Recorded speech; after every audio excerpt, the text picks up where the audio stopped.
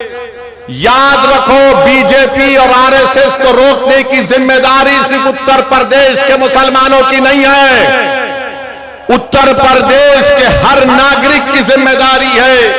अब चुनाव आ रहा है और जैसा हमारा भाषण खत्म होगा, हमारे दोस्त टीवी पर जाकर जो हमसे बेइंतहा इतनी मोहब्बत करते कि अपने घर में अपने बुजुर्गों से नहीं करते हो, इसी से करते हैं, और टीवी चैनल पर बैठकर बोलेंगे ये हमारे वोट को डिवाइड करने आ रहा है।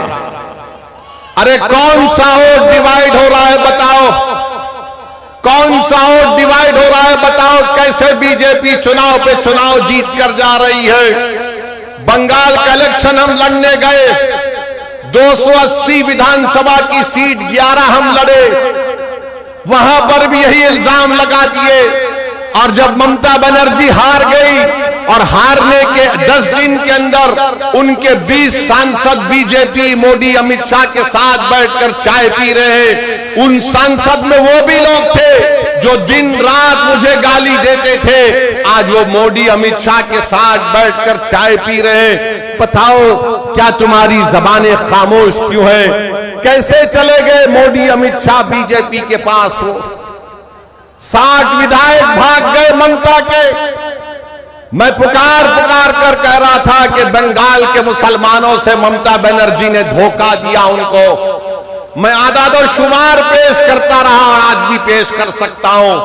ममता बनर्जी ने मुसलमानों के लिए कुछ नहीं किया सिवाय नाटक के कि ईद के दिन ईदगाह के सामने आकर सर पर कपड़ा डालकर हाथ ऐसा करके दुआ करके ये बताना कि देखो मैं तुम्हारी हमदर्द हूं। अरे हमदर्द अगर है तो गरीबी का खात्मा क्यों नहीं हुआ?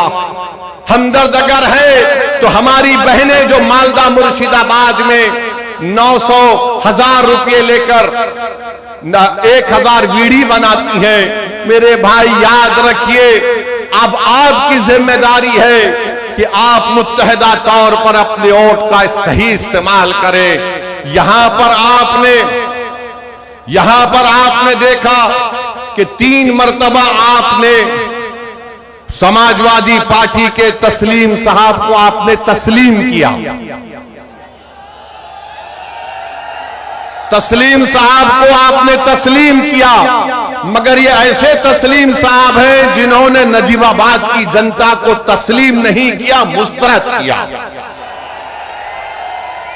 हम साल में 2 मर्तबा चांद देखकर हमारे उलमा ईद का ऐलान करते हैं।